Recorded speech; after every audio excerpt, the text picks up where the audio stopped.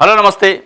ఈరోజు ఆంధ్రప్రదేశ్ వార్తాపత్రికలో వచ్చిన వార్తలు, ఆ వార్తల వెనుకున్న వాస్తవాలను విశ్లేషించే ప్రయత్నం చేద్దాం. ముందుగా దాదాపు అన్ని పేపర్‌లో ఒక ప్రధానమైన వార్త ఇచ్చారు. ముఖ్యమంత్రి చంద్రబాబు నాయుడు గారు నిన్న మత్స్యకారులకు సంబంధించి ఆ స్కీమ్‌ని లాంచ్ చేసినందుకు, అంటే వాళ్ళ అకౌంట్‌లలో పైసలేసినందుకు. మత్స్యకార భరోసా అని చెప్పి. దానికి సంబంధించి ఆ కార్యక్రమంలో మాట్లాడిన మాటలు దాదాపు అన్ని పేపర్‌లో ఇచ్చారు. బోటు మనదే, వేట మనదే, మత్స్య సంపద మనదే అని చంద్రబాబు నాయుడు గారు స్టేట్మెంట్ ఇచ్చింది. అది కామన్‌గా అన్ని పేపర్‌లో బ్యానర్ ఐటమ్ ఉంది. అయితే ఒక రాజకీయము, అంటే ఆంధ్రప్రదేశ్ రాజకీయాల్లో ఒక ఆసక్తికరమైన చర్చ జరుగుతుంది కూటమిలో. ఆశ్చర్యకరమైన, ఆసక్తికరమైన చర్చ. అమిత్ షా, పవన్ కళ్యాణ్ తోని మాట్లాడినట్టు, అమిత్ షా పవన్ కళ్యాణ్ గారితోని మాట్లాడే సందర్భంలో జగన్మోహన్ రెడ్డి గురించి, వైఎస్ఆర్‌సీపీ గురించి చెప్పినట్లు పెద్ద ఎత్తున ట్రోల్ అవుతుంది. అది కూడా పవన్ కళ్యాణ్ గారు మొన్న జనసేన పార్టీ ముఖ్య కార్యకర్తల సమావేశంలో మాట్లాడుతూ చాలా దగ్గర వ్యక్తులతోని, దగ్గర నాయకులతోని షేర్ చేసుకున్నాడట. అమిత్ షా ఈ మాట నాకు చెప్పిండని. ఏం మాట అదంటే, జగన్మోహన్ రెడ్డితోని నీకు శత్రుత్వం ఎందుకు? జగన్మోహన్ రెడ్డితోని శత్రుత్వం పెంచుకోవద్దు. తెలుగుదేశం పార్టీ కేవలం ఇన్‌స్టంట్ ఫ్రెండ్ మాత్రమే. ఈ ఈ దఫాకు మాత్రమే పనికొస్తది. చంద్రబాబు అనే వ్యక్తి అంత నమ్మదగిన వ్యక్తి కాదు అని చెప్పి కొన్ని జాగ్రత్తలు చెప్పి, కొన్ని సజెషన్స్ ఇచ్చిండట పవన్ కళ్యాణ్‌కి అమిత్ షా.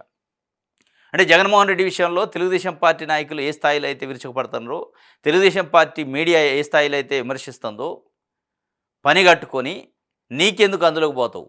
చంద్రబాబుకి జగన్మోహన్ రెడ్డి పైన శత్రుత్వం ఉండొచ్చు. నీకెందుకు ఉండాలి? మనకెందుకు ఉండాలి? చంద్రబాబు అనే వ్యక్తి రాజకీయం కోసం అనేక రకాల ఎత్తుగడలేస్తాడు. ఆయన నమ్మటానికి వీల్లేదు.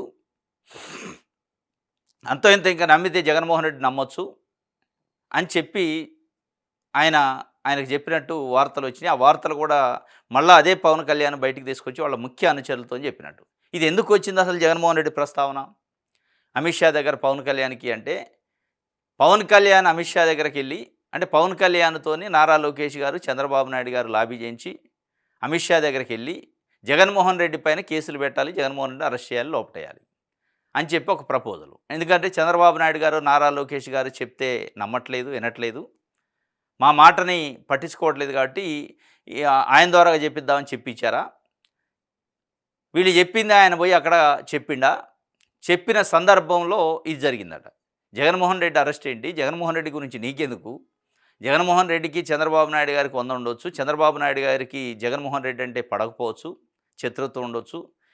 దాంట్లో నువ్వెందుకు ఏలు పెడతావు? అంత నమ్మదగిన వ్యక్తి కాదు చంద్రబాబు అని చెప్పే ప్రయత్నం చేసిండు. దానిపైన ఇప్పుడు కూటమిలో పెద్ద ఎత్తున చర్చ. ఈ స్టేట్మెంటు, అంటే అమిత్ షా, కేంద్ర హోంశాఖ మంత్రి Amit Shah, BJP key role leader Amit Shah, కూటమిలో ఉన్న ఇంకొక పార్టీతోని, వారు కూటమిలో ఉన్న జనసేన పార్టీతోని మనకెందుకు జగన్మోహన్ రెడ్డితోని శత్రుత్వం అనడంటే, భవిష్యత్తు ఎట్లా ఉండబోతుంది ఆంధ్రప్రదేశ్లో, భవిష్యత్తు కూటములు, భవిష్యత్తు పొత్తులు, భవిష్యత్తు రాజకీయాలు ఏ స్థాయిలో ఉన్నాయి, అసలు ఇప్పుడు కూటమిలో కుంపటి స్టార్ట్ అయిందా, కూటమిలో ఒక పార్టీ పైన ఒక పార్టీకి నమ్మకం ఉందా, దట్టు తెలుగుదేశం పార్టీ పైన, చంద్రబాబు నాయుడు గారి పైన అసలు విశ్వాసం బీజేపీ అధినాయకత్వానికి, అధిష్టానానికి ఉందా, లేని వాతావరణంలోనే ఇవన్నీ బయటకు వస్తున్నాయా? నమ్మకూడని వ్యక్తి చంద్రబాబు, తెలుగుదేశం అని చెప్పి అమిత్ షా కుండబద్దలు కొట్టి పవన్ కళ్యాణ్కి ఎందుకు చెప్పిండు? దాన్ని తీసుకొచ్చి పవన్ కళ్యాణ్ మళ్ళీ వాళ్ళ కార్యకర్తలకు ఎందుకు చెప్పిండు?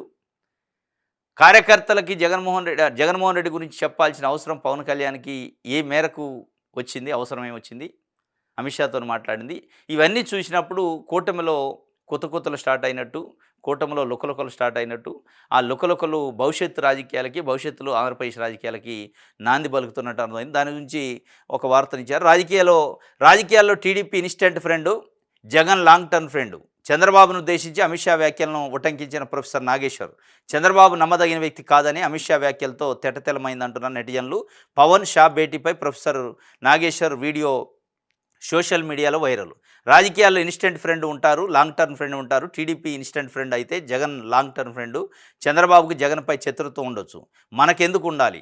మీకు కూడా మంచి చెబుతున్నాను, మీకు అవసరపడతాడు, లాంగ్ టర్మ్ ఫ్రెండ్కు ఉపయోగపడతారు, మీరు కూడా వైఖరి మార్చుకోండి అని కేంద్ర హోంశాఖ మంత్రి Amit Shah AP deputy CM Pawan Kalyan సూచించినట్లు ప్రొఫెసర్ నాగేశ్వర్ వ్యాఖ్యానించారు. ఓ టీవీ ఛానల్లో చర్చ సందర్భంగా నాగేశ్వర్ చేసిన ఈ వ్యాఖ్యల వీడియో ప్రస్తుతం సోషల్ మీడియాలో వైరల్ అవుతుంది. ఈ వీడియో రాజకీయ వర్గాల్లో చర్చనీయాంశంగా మారింది. చంద్రబాబు ఏ ఎండకు ఆ గొడుగు పడతారని, రాజకీయాల్లో నమ్మదగిన వ్యక్తి కాదనే విషయం స్పష్టమవుతుందనే దానికి అమిత్ షా వ్యాఖ్యలే నిదర్శనం అని నెటిజన్లు కూడా చంద్రబాబు ఎలాంటి వాడు అమిత్ షా కుండబద్దలు కొట్టారని అభిప్రాయపడుతున్నారు.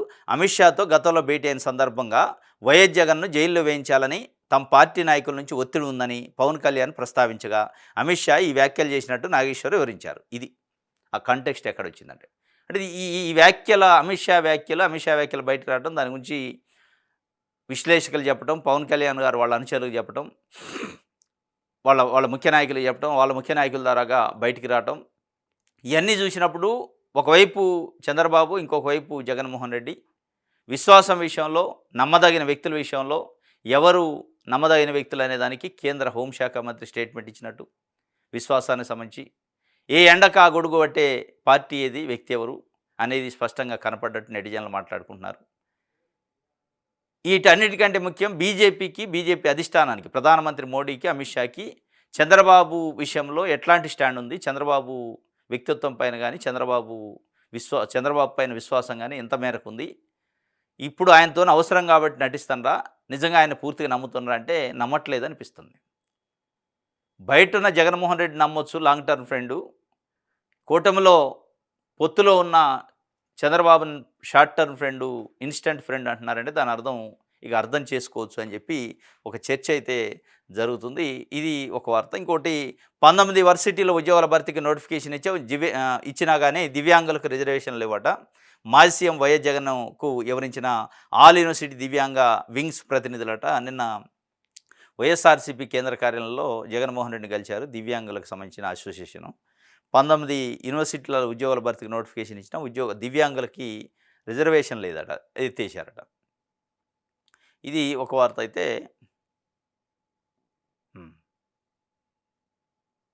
మదగజం సర్కారు జనావాసాలలో భూసేకరణము గజాల్లోకి మార్చినా కానీ స్థలాలకు భూసేకరణ నోటీసులు ఇచ్చారని చెప్పి గజం 70,000 పలికే భూములపై భూములు ఇవ్వని రైతులపై కక్ష సాధిస్తున్నారట. పోరాటానికి సిద్ధమైంది అని చెప్పి అక్కడ రైతులు మాట్లాడుతున్నారు. చంద్రబాబు ప్రభుత్వం బెదిరిస్తే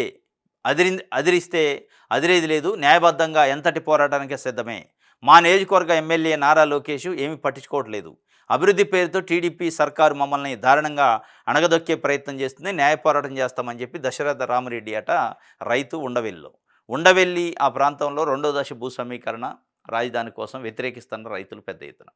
ఆ వ్యతిరేకించడానికి కూడా వాళ్ళు ఒక లాజికల్ పాయింట్ చెప్తున్నారు. మొదటి విడత సేకరణ జరిగే దాదాపు 10 సంవత్సరాలు పూర్తయింది. ఆ సేకరణలో భూములు కోల్పోయిన రైతులకు చేసిన న్యాయం ఏంటి, రాజధాని విషయంలో రాష్ట్రానికి చేసిన న్యాయం ఏంటి అనేది వాళ్ళు స్పష్టంగా అడుగుతున్నారు. పరిహారం విషయంలో కానీ, రిటర్నబుల్ ప్లాట్ల విషయంలో కానీ, కౌలు విషయంలో కానీ రైతులకు జరుగుతున్న అన్యాయం వాళ్ళు ప్రశ్నిస్తున్నారు.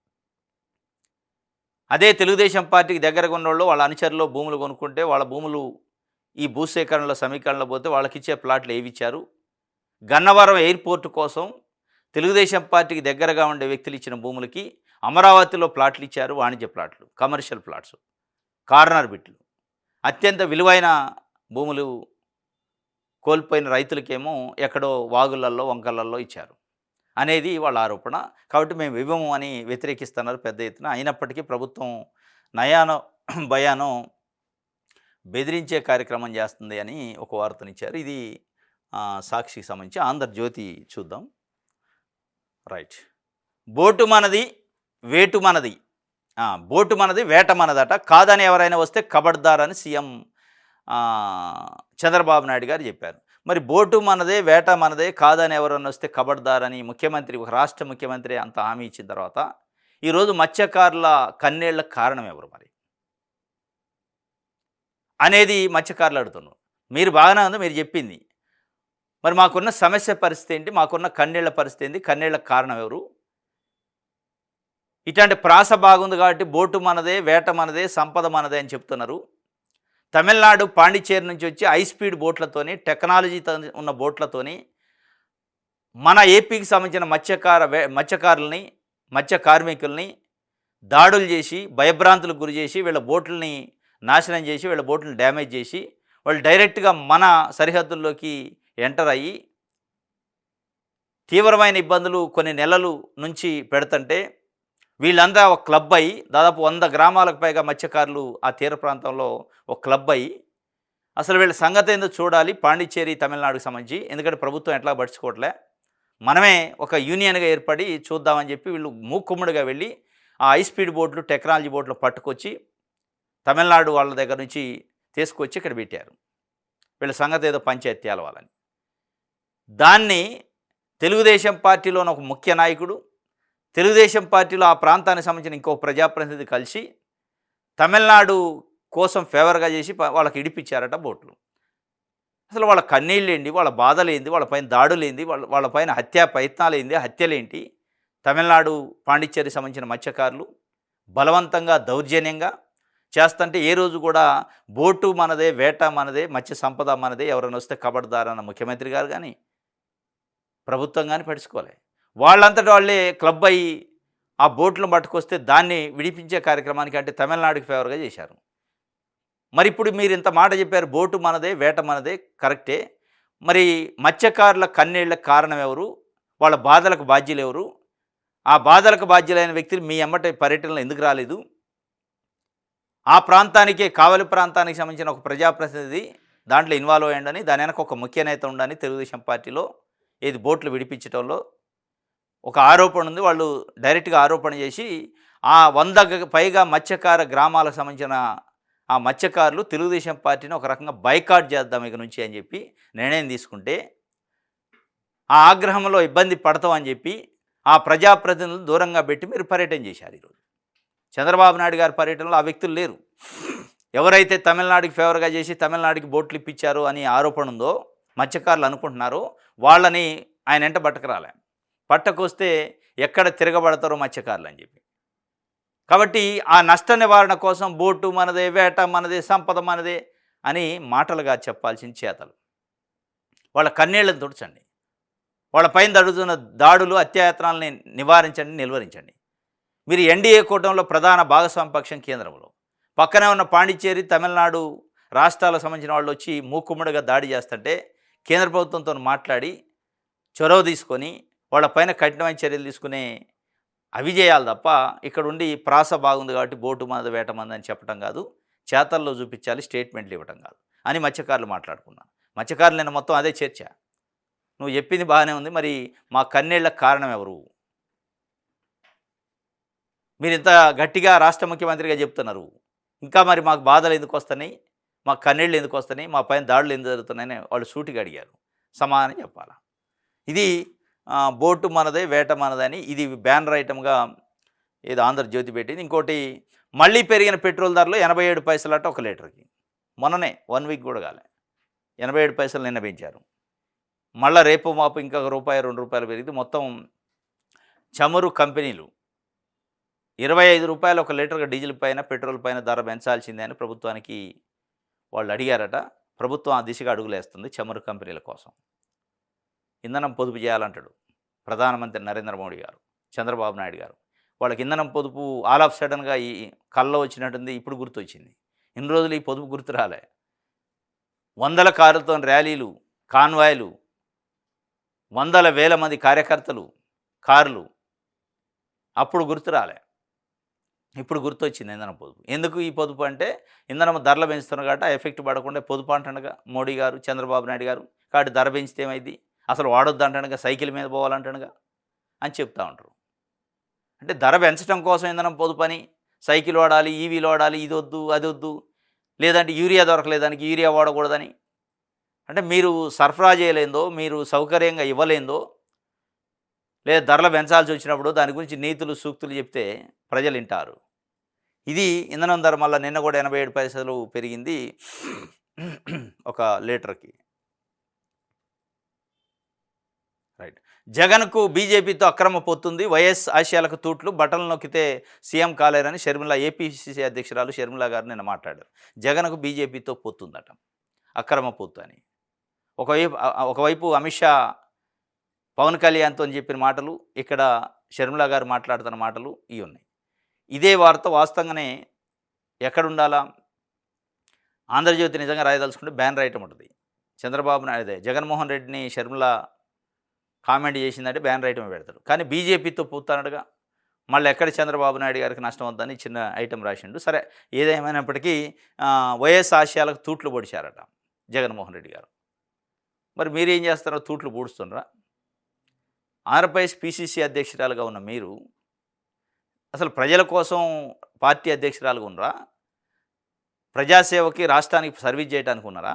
లేదా కేవలం జగన్మోహన్ రెడ్డి గారిని టార్గెట్ చేసి జగన్మోహన్ రెడ్డిని విమర్శించడం కోసం మాత్రమే పీసీసీ అధ్యక్షురాలుగా ఉన్నారని చాలామంది కార్యకర్తలకి పార్టీ కార్యకర్తలు కూడా తెలవట్లేదట. వాళ్ళు అనుకుంటున్నారు. ప్రజల పక్కన పెట్టండి, కాంగ్రెస్ పార్టీ కార్యకర్తలు కూడా అర్థం కాని పరిస్థితి ఏంటంటే షర్మిలా గారు పీసీసీ అధ్యక్షురాలుగా ఉంది రాష్ట్రంలో పార్టీని పెంచడానికే, పార్టీని తుంచడానికే, లేదా జగన్మోహన్ రెడ్డిని విమర్శించడానికి మాత్రమే ఆమె అధ్యక్షురాలైందని ఒక చర్చ అయితే నడుస్తుంది. వారికి అర్థమవుతుందో లేదో. వైఎస్ రాజశేఖర రెడ్డి ఆశయాలకు తూట్లు పొడిచినాడు జగన్మోహన్ రెడ్డి. మీరేం చేస్తున్నారు? మీరు ఎవరితోని మద్దతు ఇస్తున్నారు? ఎవరికి మద్దతు ఇస్తున్నారు? ఎవరి కోసం పోరాటం చేస్తున్నారు? ఈరోజు ఆంధ్రప్రదేశ్లో ప్రభుత్వం రైతుల భూముల్ని బలవంతంగా గుంజుకుంటుంది. మా భూముల్ని మేము ఉద్యమం చేస్తామని రైతులు అంటున్నారు. ఏ రోజన్నా మీరు ఆ బలవంతపు భూ సమీకరణ సేకరణ పైన మాట్లాడారా? ఇండస్ట్రియలిస్టులు పెట్టుబడిదారుల కోసం, రాజధాని కోసం, ఎయిర్పోర్ట్ల కోసం రకరకాల పేర్లతోని మొత్తం చంద్రబాబు నాయుడు గారు అధికారంలోకి వచ్చిన దగ్గర నుంచి ఈ రోజు వరకు 2024 జూన్ నుంచి ఈ రోజు వరకు జరిగిన ప్రతి క్యాబినెట్ సమావేశంలో భూ సమీకరణ, భూసేకరణ అనే ఎజెండా లేకుండా క్యాబినెట్ లేదు. తీసుకున్న భూముల్ని పారిశ్రామికవేత్తలకు ఇచ్చే పంపకం చేసే కార్యక్రమం అనే ఎజెండా లేకుండా లేదు. ఈ రెండు అంశాలు లేకుండా క్యాబినెట్ సమావేశాలు లేదు. ఏ రోజన్నా ఒక కాంగ్రెస్ పార్టీ అధ్యక్షురాలుగా రైతుల భూములను ఎందుకు గుంజుకుంటున్నారు, రైతుల భూములను గుంజుకోవడానికి కాంగ్రెస్ పార్టీ వ్యతిరేకమని మాట్లాడారా? ఈరోజు గవర్నమెంట్ హాస్పిటల్లో మందు బిళ్ళలు లేవు, సూది దూది లేని పరిస్థితి ఉంది, మాట్లాడారా? ఆరోగ్యశ్రీ బకాయిలు పెండింగ్ ఉండటం వల్ల, డాక్టర్ వైఎస్ రాజశేఖర రెడ్డి పెట్టిన ఆరోగ్యశ్రీ బకాయిలు పెండింగ్ ఉండటం వల్ల ఈరోజు ఆరోగ్యశ్రీ కార్డు పట్టుకొని పోతే వాళ్ళ ఆత్మగౌరవం మీద దెబ్బ కొట్టి పేషెంట్ని పట్టించుకోవట్లే ప్రైవేట్ హాస్పిటల్స్. దానిపైన మాట్లాడారా?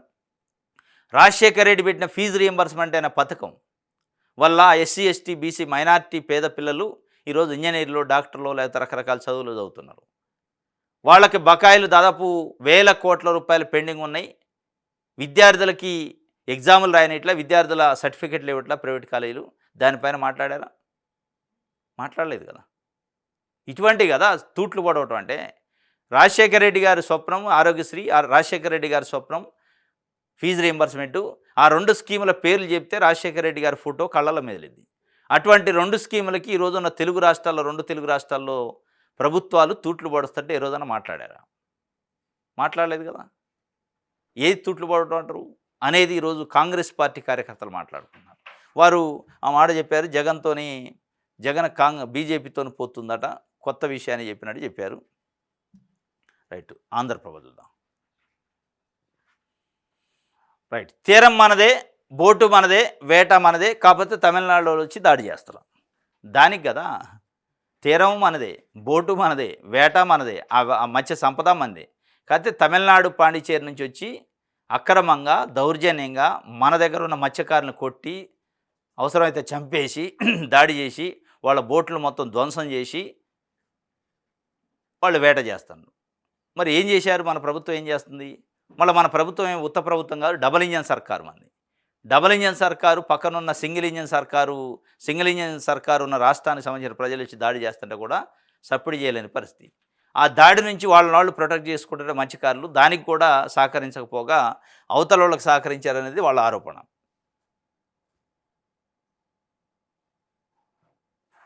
రైట్,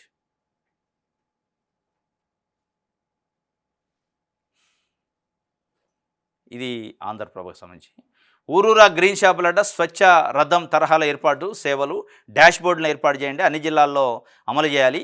ఒక్కో నెలలో 18.86 లక్షల కిలోల చెత్త సేకరణ చేయాలి. ప్రజలకు 3 కోట్ల విలువైన నిత్యావసరాలు ఇవ్వాలి. పంచాయతీరాజ్ శాఖను మరింత పారదర్శకంగా తీర్చిదిద్దాం.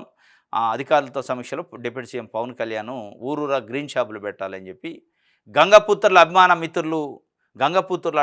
మిత్రులట మత్స్యకారులకు మంత్రి నారా లోకేష్ అభినందనలు. ఆత్మీయ ఆహ్వానం, ఆతిథ్యం, భవిష్యత్తుకు భరోసా. గంగపుత్రులు నిజంగానే అభిమాన మిత్రులే. కానీ అదే అభిమాన మిత్రులపైన పాండిచ్చేరి తమిళనాడు నుంచి వచ్చి దాడులు చేస్తుంటే మీరు ఎందుకు మాట్లాడలేదు? వాళ్ళని వాళ్ళు ప్రొటెక్ట్ చేసుకొని వాళ్ళ హై స్పీడ్ బోటులని పక్క రాష్ట్రాన్ని అక్రమంగా వచ్చిన బోటులని తీసుకొస్తే వాటిని ఎందుకు ఇడిపించారు? మీ పార్టీకి సంబంధించిన నాయకులనే ఆరోపణ, మీ పార్టీ నాయకులపైన ఆరోపణ ఉంది. దానిపైన ఎందుకు మాట్లాడలేదు? ఒకవైపు చంద్రబాబు నాయుడు గారు, ఇంకొక వైపు అంటే లోకేష్ గారు నిన్న గంగపుత్రుల కోసం మొత్తం వాళ్ళ జీవితాలను త్యాగం చేసినట్టు మాటలు చెప్తున్నారు.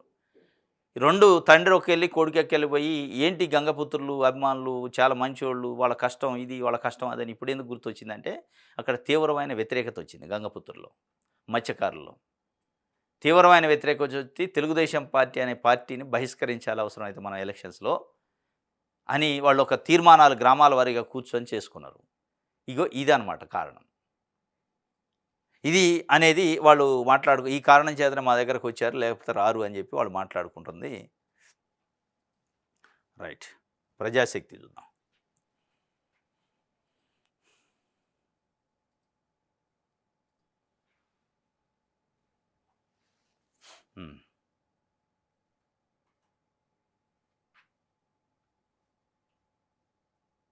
మోడీ వ్యాఖ్యలకు నిరసనగా బంగారపు షాపులు బంద్ అట. పొద్దుటూరుతో పాటు పలు ప్రాంతాల షాపులు మూసివేత, రాష్ట్ర వ్యాప్తంగా నిరసనలు. మోడీ వ్యాఖ్యలకు నిరసనగా బంగారపు షాపులు బంద్. ఏం చేసిండు మోడీ? బంగారం కొనొద్దు 1 ఇయర్ దాకా, లేదంటే పెట్రోలు డీజిలు ఇంధనం పొదుపు చేయాలి, ఇవన్నీ నీతి సూక్తులు చెప్పిపోయింది ఆయన మోడీ గారు. మా బంగారపు షాపుల మీద ఏంటి మీకు కుట్ర? బంగారపు కొనొద్దని ప్రజలకు ఎందుకు పిలిపిస్తారు అని చెప్పి వాళ్ళు నిన్న బంద్ పెట్టారు. మొత్తానికి మోడీ వ్యాఖ్యల వెనక అంటే వారు ప్రభుత్వం అంటే పరిపాలనలో చేయలేని తరమా అసమర్థత, ఒక సంక్షోభాన్ని నివారించే కార్యక్రమంలో బంగారం కొనొద్దని, ఇంధనాన్ని పొదుపు చేయాలని, ఈవీలు వాడాలని, కాన్వాయిలు తగ్గించాలని అని చెప్తున్నారు. అంటే మన మన మన చేతగానితనం వచ్చినప్పుడు, మనం సరిగా పరిపాలన చేయలేనప్పుడు ఇంకా నీతి సూక్తులు చెప్పే కార్యక్రమం కాకుండా పరిపాలనే ట్రాక్లో పెట్టాలి తప్ప, ఇప్పుడు ఈరోజు డీజిల్ పెట్రోల్ ధరలు పెంచారు, పొదుపు అంటున్నారు. పొదుపు ఎవరు చేస్తారు? మీ వెనక ముందు వెనక ఒక 10 కార్లతో కాన్వాలు పెట్టే నాయకులు పొదుపు చేస్తారు. ప్రజలు ఏం పొదుపు చేయాలి? ఇప్పుడు కూరగాయలు కావాలా, ట్రక్ రావాలా, ట్రక్కులో కూరగాయలు వస్తాయి. ట్రక్కు డీజిల్ పోయకుండా పొదుపు చేస్తే ట్రక్ వస్తే, లేదా ఒక ప్రాంతం నుంచి ఇంకొక ప్రాంతానికి ప్రజలు పబ్లిక్ ట్రాన్స్పోర్ట్లోనో ప్రైవేట్ ట్రాన్స్పోర్ట్లో వెళ్ళాలా, వెళ్ళకుండా ఆగాల పొదుపు అంటే? ఏంటి పొదుపు అంటే దాని అర్థం? రేపు నిత్యావసర వస్తువులు, ఆయిల్ ధరలు మొత్తం పెరుగుతాయి. పొదుపు మరి మీరు చెప్పిన పొదుపు మంత్రం ఫలించినట్ట? చంద్రబాబు నాయుడు గారు కానీ మోడీ గారు పొదుపు అంటున్నారు. ఈ పొదుపు వల్ల నిత్యావసర వస్తువులు ధరలు తగ్గుతాయా? మీరు చెప్తున్నారుగా పొదుపు అని. తగ్గించగలరా? ఎవరిని ఇప్పుడు దీంట్లో బాధ్యుల్ని చేస్తారు? అంటే కేవలం మీ కాన్వాయ్లో ఒక 4 కార్లు తగ్గించి నేను పొదుపు చేస్తానని చెప్పుకోవడానికి తప్ప, మీరు చెప్పే పొదుపు సూత్రాలు, నీతి మంత్రాలు వల్ల అక్కడ ప్రజలకు నిత్యావసర వస్తువులు ధరలు తగ్గవు, పెరుగుతూ ఉంటాయి. వాళ్ళ రోజువారీ ఖర్చు పెరిగిద్ది. మీరు పైన పొదుపు అని చెప్తుంటారు. ఇది మళ్ళీ పెట్రోలు బాధుడు నిన్న 87 పైసలు పెరిగింది. రైట్. ప్రజాశక్తికి సంబంధించి విషయాలు అందరూ రైట్. మళ్ళీ బాధుడు పెట్రోల్ డీజిల్ లీటర్కు 90 పైసలు పెంపు, ఆర్థిక భారంతో ప్రజల గగ్గోలు. ఇక వంట నూనె మంటలు తర్వాత స్టార్ట్ అవుతాయంటే ఇప్పటికే పెట్రోలు డీజిల్ గ్యాస్ ధరల పెంపుతో అల్లాడుతున్న ప్రజలపై వంట నూనెలు మరింత భారం మోపాయి. వంట నూనెల ధరలు భారీగా పెరిగినాయి. వంట నూనెలే కాదు, కూరగాయలు పెరుగుతాయి, నిత్యావసర వస్తువుల ధరలు అన్నీ పెంచేస్తారు. హోటల్లో పోయి టీ తాగాలన్నా పెంచేస్తారు. గ్యాస్ పెరిగింది కదా, డీజిల్ పెట్రోల్ పెరిగింది కదా అంటాడు వాడు. అంటే అల్టిమేట్గా మోడీ గారు, చంద్రబాబు నాయుడు గారు చెప్తున్న పొదుపు మంత్రం ఫెయిల్ అయినట్టు. పొదుపు మంత్రం సక్సెస్ అయితే ఒక్క రూపాయి కూడా పెరగొద్దు ధరలు. డీజిల్ పెట్రోల్ పెరిగితే పెరిగినాయి, పొదుపు చేస్తున్నాం కదా, ఇంకేందుకు పెరగాల? రైట్.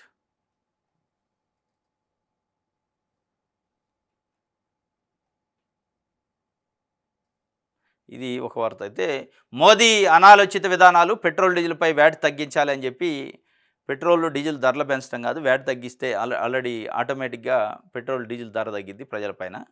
మీరు కంపెనీలకు నష్టం వస్తుందని చెప్పి 25 రూపాయలు లీటర్కి పెంచడానికి ప్రయత్నం చేస్తున్నారు తప్ప, మీరు 31% వేస్తున్న వ్యాట్ని ఎందుకు తగ్గించారని వాళ్ళు సూటిగా కమ్యూనిస్ట్ పార్టీ, సిపిఐ పార్టీ అడిగింది. వాస్తవం ఇది. చంద్రబాబు నాయుడు గారు నేను ప్రజల కోసమే పుట్టిన, ప్రజల కోసమే జీవితం అంటాడు కదా! మోడీ గారు కూడా అదే అంటాడు.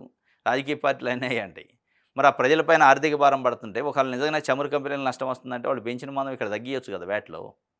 తగ్గిస్తే అయిపోద్ది కదా! తగ్గించరు. ఇది ఇదే ఉండాలా, అది అదే ఉండాలా, ప్రజలకు నీతులు చెప్పాలా, పొదుపు పొదుపు నీతులు. ఇది విషయాలందరికి సంబంధించి. ఇది ఈరోజు న్యూస్ అనాలిసిస్. రేపు తాజా వార్తలతోని తిరిగి కలుసుకుందాం. Thank you.